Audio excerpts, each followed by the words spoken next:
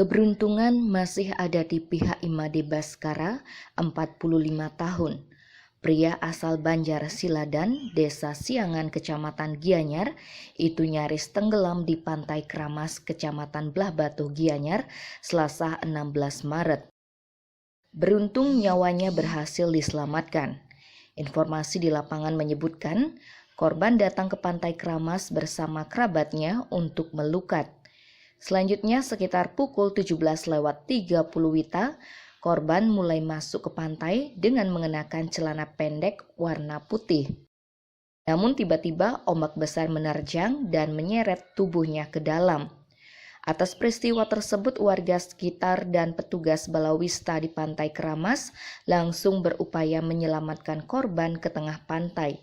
Hingga akhirnya korban berhasil dievakuasi ke tepi pantai. Korban yang ketika itu setengah sadar kemudian dipijat telapak tangan dan kakinya hingga siuman. Usai kejadian itu, korban dan kerabatnya pun kembali ke rumah.